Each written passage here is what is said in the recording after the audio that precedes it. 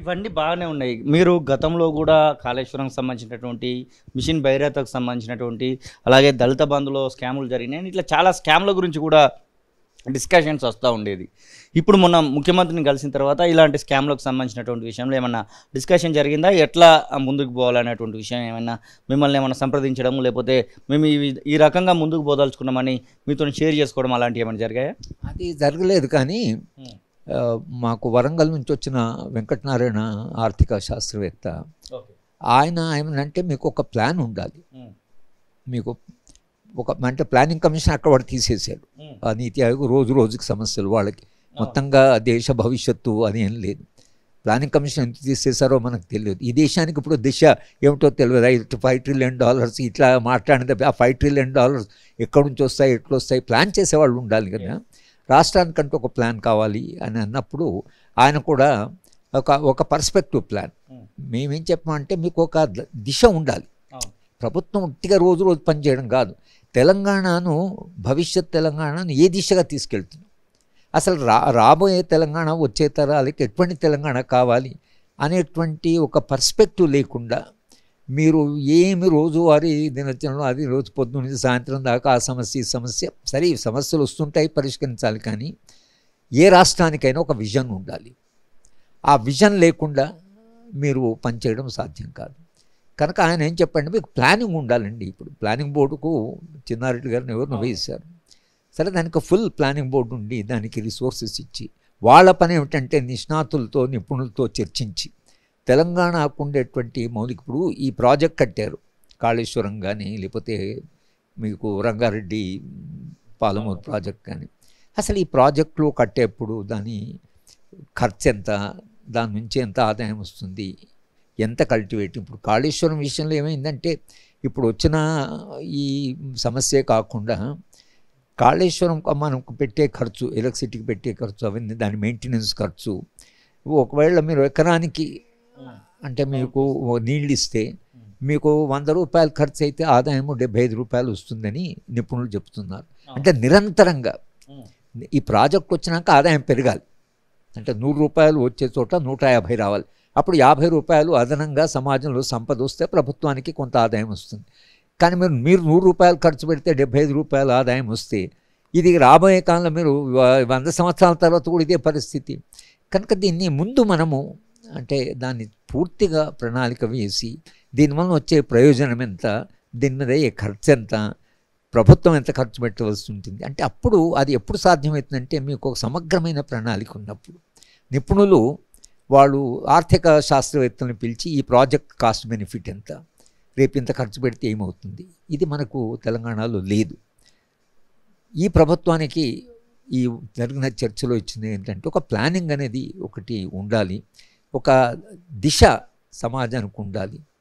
అయితే ఈ ముఖ్యమంత్రి గారు ఇప్పుడున్న పరిస్థితుల్లో అయితే వింటున్నాడు, స్పందిస్తున్నాడు. కానీ ఒక యంత్రాంగము తన క్యాబినెట్, తన పొలిటికల్ పార్టీ, ఇక మాఫియా, తర్వాత ఈ భూ ఆక్రమణలు సంబంధించిన వాళ్ళు, ఈ ల్యాండ్ మాఫియా, ఇది ఒక పెద్ద మాఫియా ఉంది తెలంగాణలో. ఆ మాఫియాను తట్టుకోవడం, దాని బలాన్ని తట్టుకొని నిలబడి వాళ్ళు దాన్ని దాటి ఏమైనా చేయగలిగితేనే తెలంగాణకి ఏమైనా చేయగలరు. వాళ్ళు ఇప్పుడు కొంత సైలెంట్గా ఉన్నారు కానీ వాళ్ళు చాలా తొందరలోనే వాళ్ళు రాష్ట్రంలో చాలా, ఎందుకంటే సంపద వాళ్ళ దగ్గర ఉంది. అప్పుడప్పుడు రాజకీయ పార్టీలకు కొంత సంపద కావాలి. ఇప్పుడు మాలాంటి వాడు వాడికి ఏమి ఇచ్చుకోవాలి, భావాలు ఐడియాలు ఇచ్చేవాళ్ళు, మనం డబ్బులు ఇచ్చుకోవాలి, వాడు డబ్బులు ఇస్తాడు, డబ్బులు వాళ్ళ దగ్గర ఉన్నాయి. దాన్ని తట్టుకోగలగాలి. ప్రభుత్వము గట్టి నిర్ణయం చేసి తన ఎమ్మెల్యేలని, తన మంత్రులని, తన పార్టీని మనము తెలంగాణ ప్రజలకు ఒక కమిట్మెంట్ ఇచ్చాం.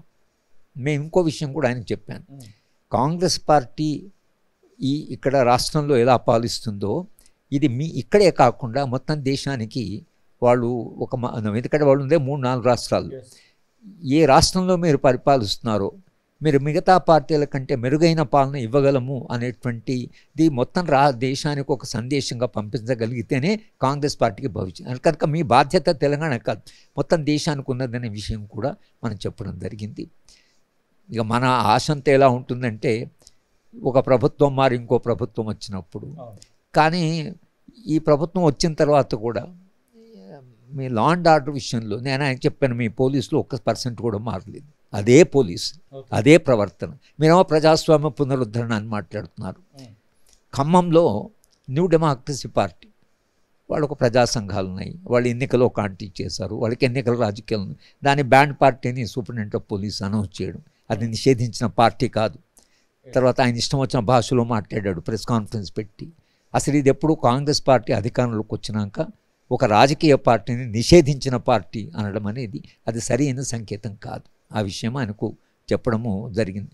అలాగే రాజేష్ అని మా పౌర హక్కుల సంఘానికి జాయింట్ సెక్రటరీ కరీంనగర్లో ఛత్తీస్గఢ్ పోలీసులట మాఫియాలు వచ్చి ఆయన ఎత్తుకొని పోయారు. ఇది ఈ ప్రభుత్వం వచ్చిన తర్వాత.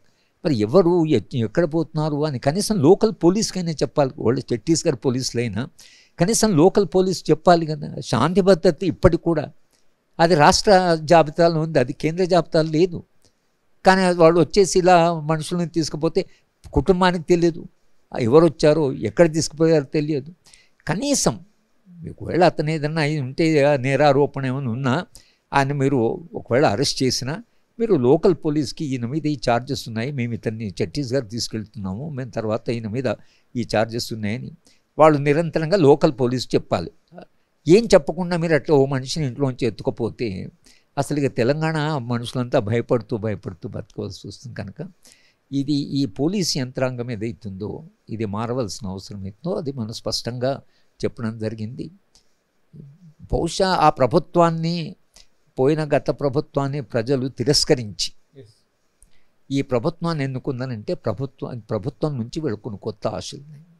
నేను ముందు చెప్పినట్లుగా తెలంగాణ ప్రజలు ఆకలితో ఉండడానికని సిద్ధపడతారు, కానీ స్వేచ్ఛ మీద దాడి జరిగితే సహించరని ఏ మాట అయితే ముఖ్యమంత్రి అన్నాడు ఆ మాట నిరంతరంగా ఆయన గుర్తుపెట్టుకొని